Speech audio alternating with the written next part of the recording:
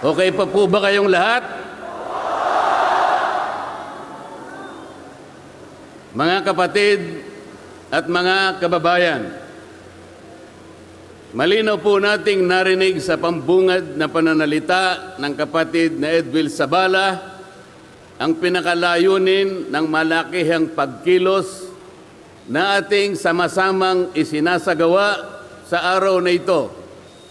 Nais nating katawanin ang nagkakaisang damdamin ng milyon-milyong Pilipino at isatinig ang kanilang pinag-isang mithiin para sa isang mapayapa at nagkakaisang Pilipinas.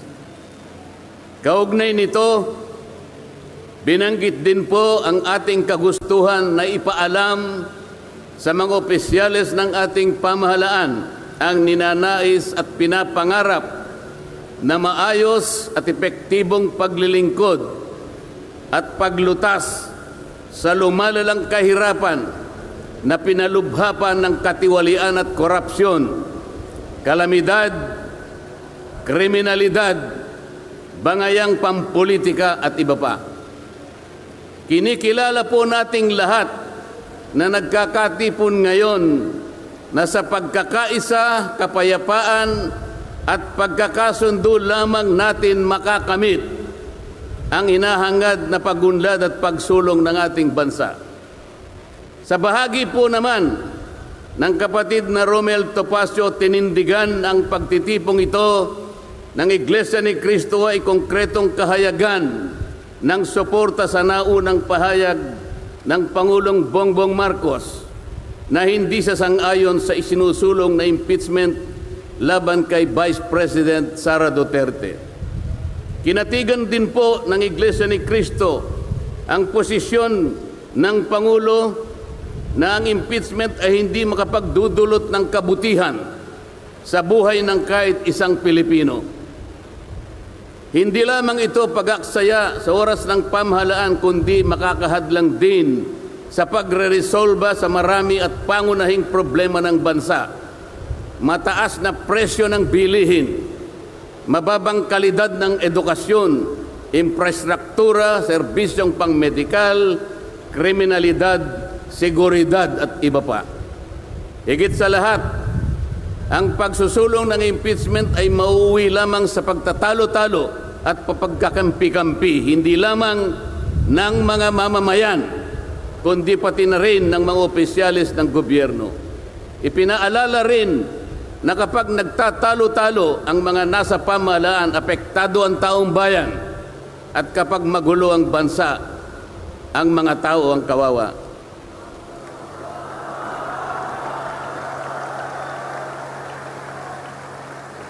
Lagyan po natin ng konteksto ang dalawang pagpapahayag na nauna upang lalong mabigyan ng diin ang kahalagahan ng pagkakaisa, pagkakasundo at kapayapaan sa ikalulutas ng panganib na dulot ng kahirapan dahil sa lumulubhang katiwalian, korupsyon, kalamidad at lalo lamang napabibigat ang buhay at pamumuhay ng ating mamamayan. Sa isang ulat balita ng periodikong Philippine Star, 4 na araw nang nakararaan ay ganito ang sinasabi. Based on a recent SWS survey, an estimated 17.4 million Filipino families considered themselves poor in the last quarter of 2024. This number represents 63% of the surveyed respondents, the highest self-rated poverty in 21 years. Across the country, Mindanao had the highest self-rated poverty at 76%, followed by Visayas at 74% and Luzon at 55%. Mga kababayan, sa tayang 5 ang miyembro ng bawat pamilyang Pilipino, nangangahulugan na aabot sa 87 milyong Pilipino sa ngayon ang nagsasabing sila ay mahirap. Katumbas ito ng 75% ng ating populasyon ngayon na tinatayang 116 million o mahigit pa. Gusto ko pong banggitin sa inyo at kailangan malaman ninyo na sa taong ito ang ating national budget ay nagkakahalaga ng 6.3 trillion pesos. Ito po ang ating national spending. Ang ibig sabihin, ito pong halagang ito ang gagamitin dapat ng pamahalaan upang tugunin ang lahat ng pangangailangan, pangkabuhayan, panglipunan, pangkalusugan, pangedukasyon, pangseguridad, lahat ng kakailanganin alang-alang sa kapakanan ng bawat isang Pilipino. 6.3 trillion pesos. Ngunit, ang tinatayang magiging income lang ng ating bansa ay kulang pa sa 5 trilyong piso. Ang ibig pong sabihin, meron tayong deficit. Meron tayong kakulangan na 1.5 trillion pesos. Ito po ang ating ipangungutang sa taong ito. 1.5 trillion pesos. Ibig sabihin po, bawat araw tayo'y gagasta ng 17.6 billion pesos. Yun po yung ating gasta. Araw-araw.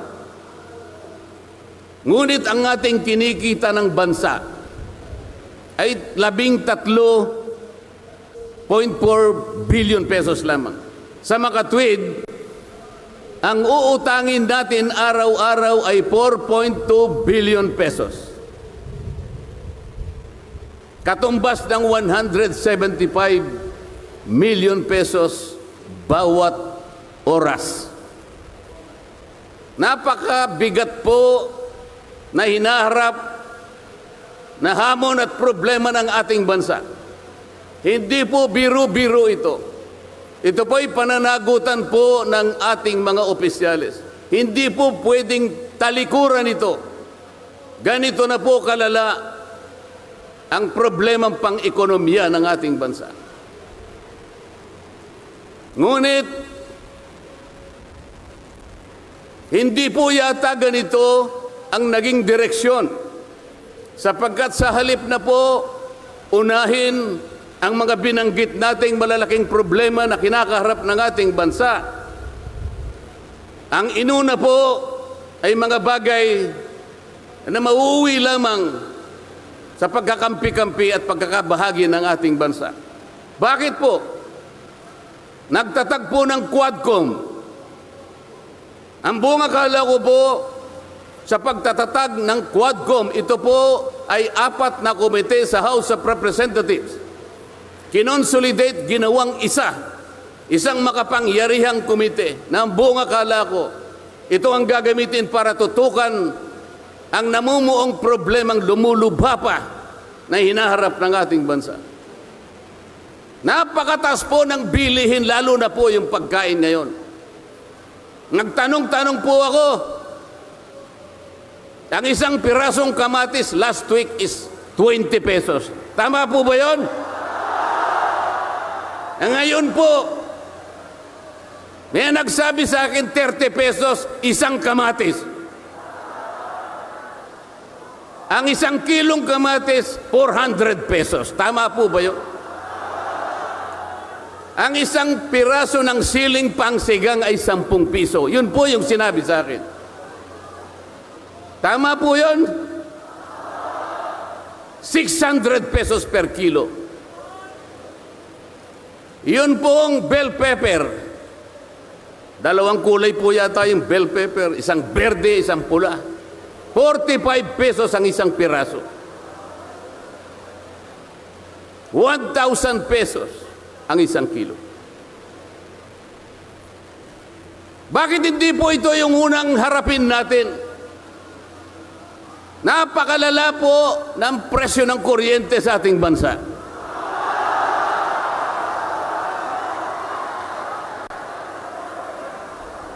Meron po akong isinulong na 10 panukalang batas na ang tanging layunin ay ibaba ang kuryente sa bansang ito. Ikinalulungkot ko pong ibahagi sa inyo na kahit isa'y wala man lamang pong nadinig.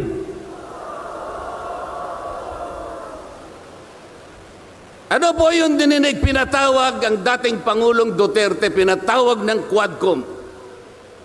At ang ginamit na pamamaraan ay yung isinasaad sa saligang batas, inquiry in aid of legislation. Natupad po ba yung inquiry in aid of legislation? Paano po in aid of legislation kung ang tatawagan nilang resource persons para humarap sa paglilitis na yon ay puro kalaban ng dating Pangulo? Alam po ninyo lahat yon.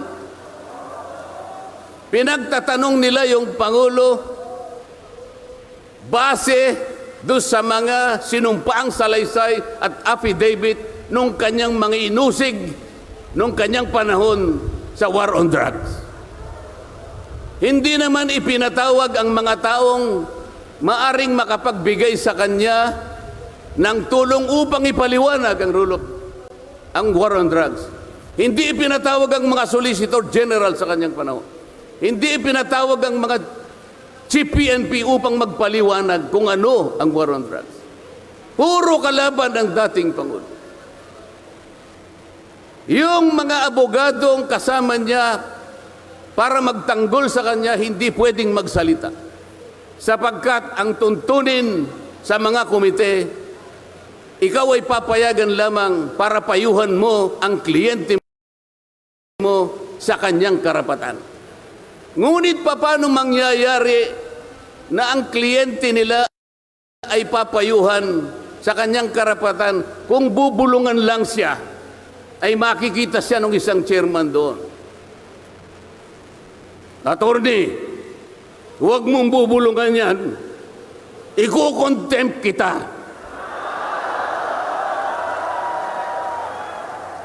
Nasaan na po yung sinabi sa saligang batas na lahat ng inuusig ay meron siyang karapatan sa abogado? The right to counsel. Wala na po. The right to confront your accusers. Wala po mga accuser doon. Ang ginagamit ko ay mga sinumpaang salaysay, hindi man lang i-authenticate, ipinalagay na totoo lahat ang nakasaad ng mga aligasyon. Anong gagawin ng isang tao sa harap ng ganito na walang rule of law at walang due process? Ito po ang pinag-umpisahan ng kaguluhan at pagkakahati-hati. Sa kagustuhan po nila na mausig ang dating Pangulo, ayaw po nilang pumunta sa korte, ayaw nilang pumunta sa piskal. Ano po ba ang sinasabi ng mga desisyon ng Korte Suprema? Kapag ka napatunayan nyo ang isang tao ay maaring nakagawa ng kahit anong paglabag sa lahat ng batas, anumang batas, dalhin ninyo sa piskalya, dalhin ninyo sa korte. Yun ang tamang paraan. That is the rule of law. Ngunit bakit kayong Quadcom ang gumagawa nito? Ang Quadcom ay hindi piskal. Ang Quadcom ay hindi korte. Nagkukunwa lang na korte. Yung mga chairman ng 4 na komite doon, wala ni isang abogado. Pero naalala ko yung isa doon, kamukha ni Attorney Agaton.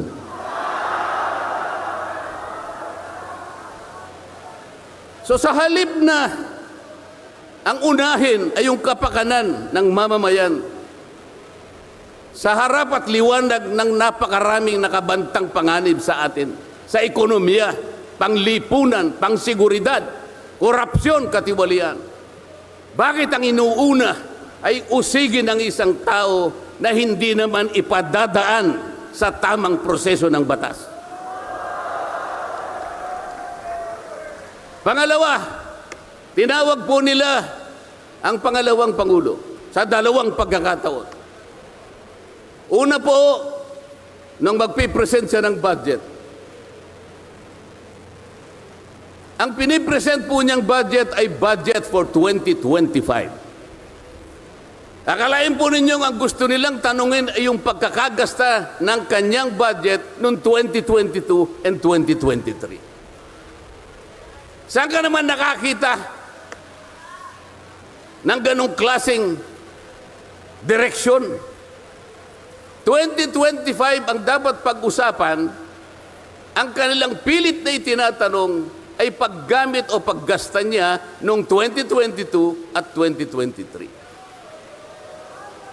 Ang sabi po ng Vice President, siguro nainis na rin, I forgo my opportunity to defend this 2025 budget and I leave it to the discretion of the House of Representatives as presented. Oh, ayaw pa nilang tanggapin. Nang ibig sabihin, ayaw ko nang idepensa sa inyo. Bahala na kayo. Kung anong gusto nyong ibigay sa akin, bahala na kayo. Ano pong ginawa nila? Hindi. Kinakailangang masagutin mo lahat ito. Walang exempted dito. Kahit ano nga yun siya, kailangan namin tama po yung lahat po ng paggasta ng pera ng bayan ay kailangan pong suriin. Totoo po yun. Ngunit meron pong pagkakataon at panahon sa paggawa nito. Hindi po sa panahon ng pipresenta ng budget. So ang ginawa po nila, tinawag uli ang pangalawang Pangulo sa isang pagdinig sa isang committee na kung tawagin ay Committee on Good Government. Alam po ninyo yung pagsisimula nila para magkaroon ng katwiran na masabi na ang Vice President? Kinasangkapan nila yung isa sa amin, isang representative sa Maynila, tumindig at nag-privilege speech. Yung subject matter po ng kanyang privilege speech ay kaugnay po ng budget na pinagtatalunan na po sa plenaryo at sa committee. Sa tuntunin po ng House of Representatives, no one should avail of the privilege hour if the subject matter is related to a pending bill. Nandun na po yung bill sa baba, pinagsalita pa po yung isa. Nung banggitin ko po ito, nire-raise ko po, sabi ko, wala pong katwiran ito. Kailangan po tindigan ninyo, sundin ninyo ang ating tuntunin. Kapag hindi tayo sumunod sa ating tuntunin, sinong maniniwala sa atin na tayo'y may karapatang gumawa ng batas para sa ikabubuti ng ating bansa?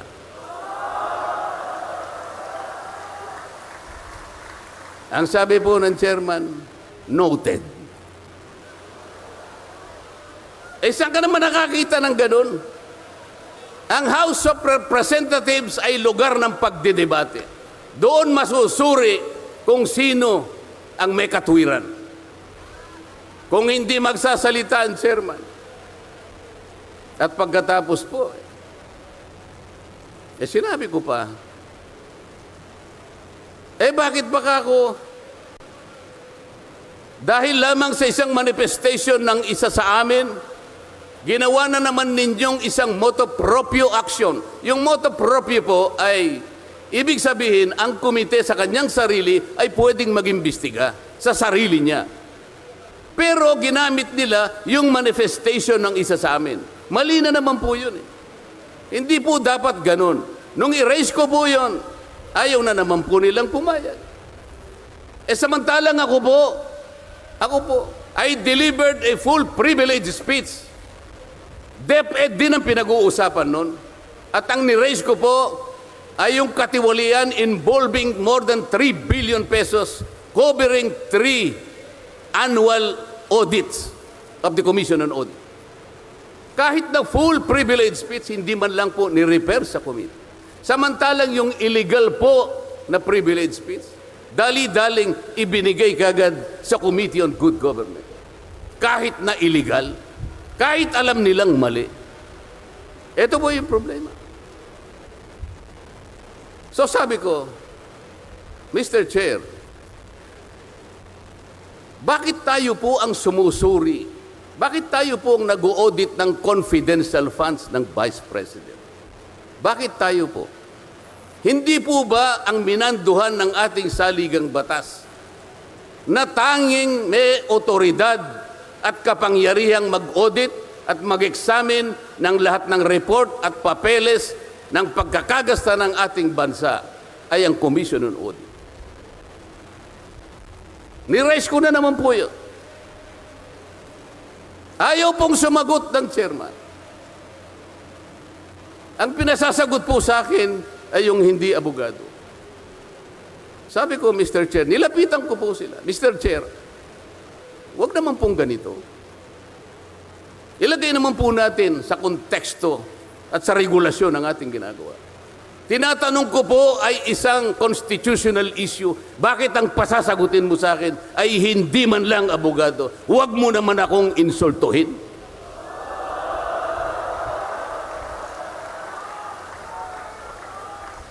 Doon sa puntong yun, alam po ninyo, pati yung kinakain kong hopya, pinagtripan nila.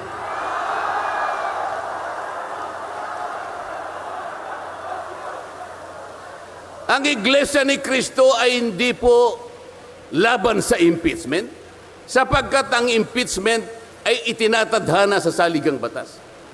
Ngunit, kung ang paraan ng pagsasagawa nito ay wala sa batas at wala sa tuntunin, ito na naman ay pagmumulan ng kaguluhan, pagmumulan na naman ng pagkakabahabahagi ng ating bansa.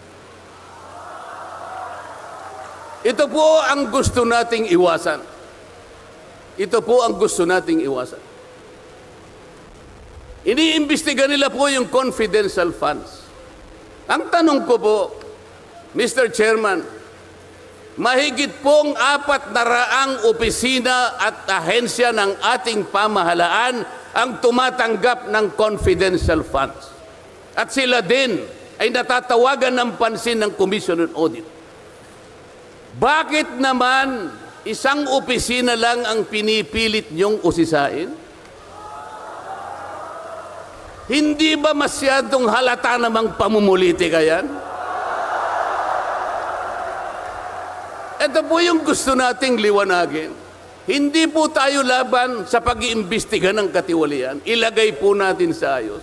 Sana man lang, kumuha sila ng ilang pang mga bahagi ng opisina na kagaya din ng paggagamit ng confidential funds, sapagkat ang layunin po raw ay makagawa ng batas.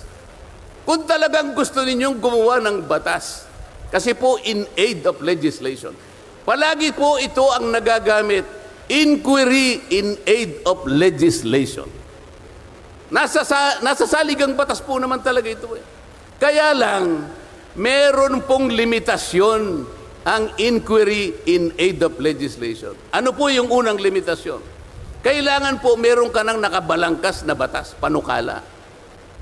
Hindi mo lang makumple-kumpleto sapagkat nag-aatubili ka, baka merong impact ito sa ibang sektor. Kaya tatawag ka ng mga tao na makatutulong sa'yo para sa ganun makumpleto mo ang iniisip mong panukalang batas. Pagka ganun, alam niya kung sinong tatawagin niya.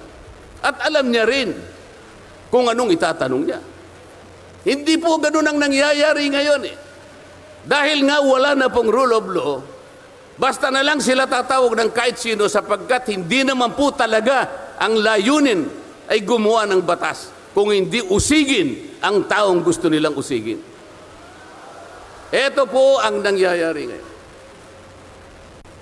Kaya nga po, dahil sa kagustuhan nila na talagang usigin ng ICC ang Pangulong Duterte, alam po ninyo, yun lang ang tanging layunin.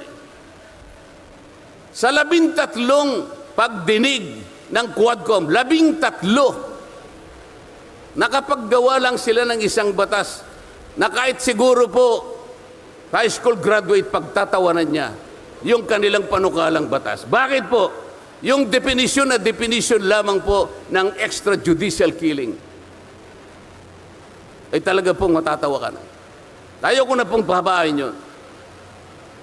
Ibig sabihin, ang layunin talaga ay hindi in aid of legislation, kung hindi in aid of prosecution, in aid of persecution.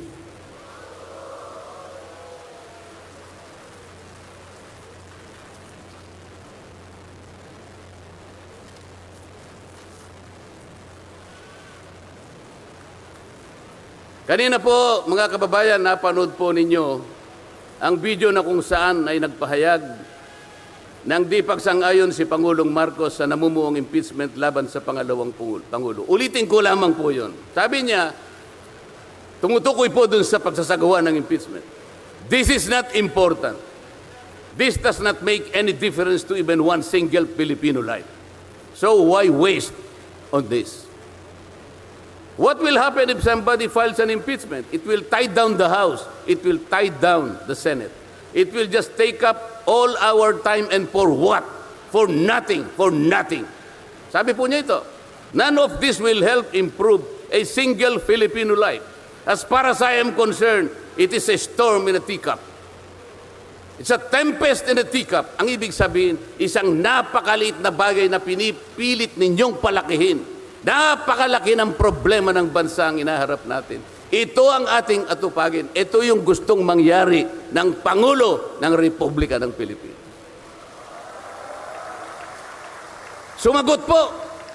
Sumagot po ang liderato ng House of Representatives. At sa isang bahagi, ang sabi po niya, ito po, kinuha ko lang yung isang bahagi sa isang mahabang manifestong ginawa nila. Sabi po ng House of Representatives, bilang tugon doon sa sinabi ng ating Pangulo.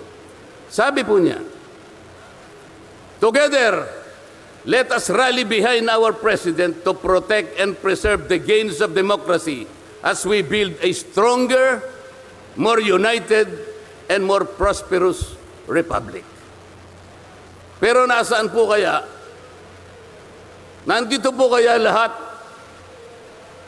yung mga sumama sa manifestong ito na sumusuporta na mag-rally tayo sa likod ng Pangulo?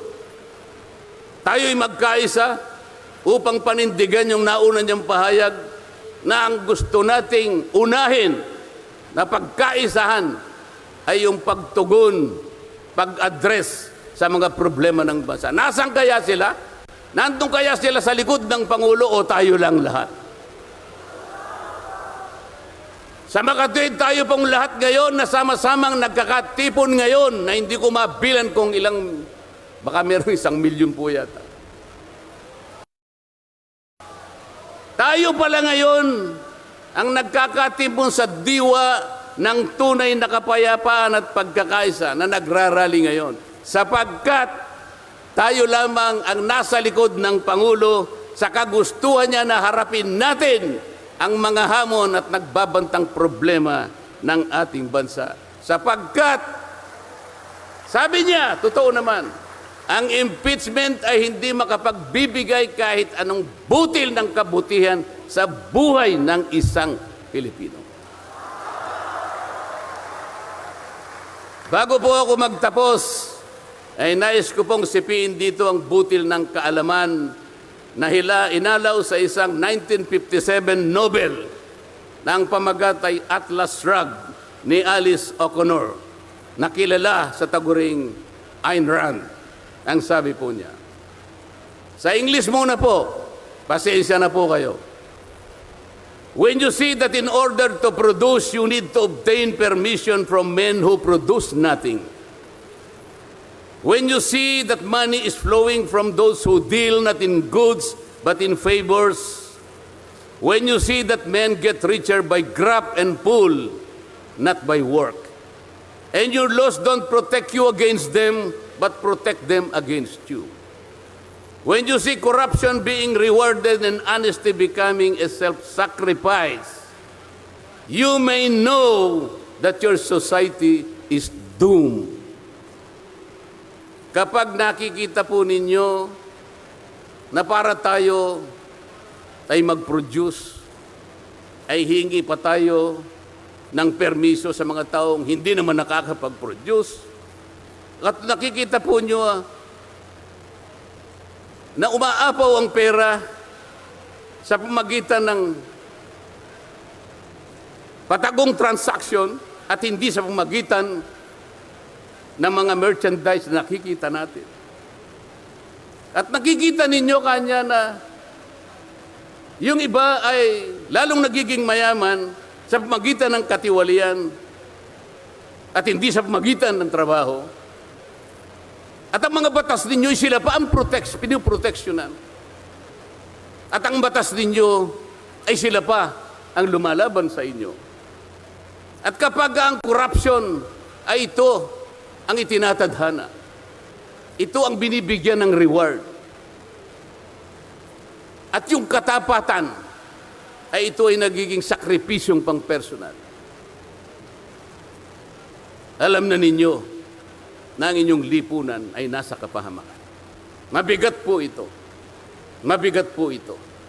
Ito ang dapat harapin ngayon sa pamamagitan ng pagkakaisa, pagkakasundo at kapayapaan. Hindi po biro-birong problema ang inaharap ng ating bansa.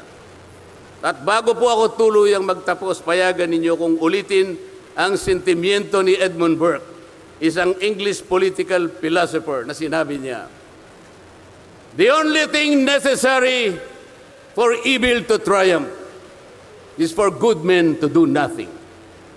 Sa Tagalog po, ang tanging kailangan para magtagumpay ang kasamaan ay magsawalang kibo at walang gawin ang mabubuting tao. Maraming salamat po at magandang hapon po sa ating lahat.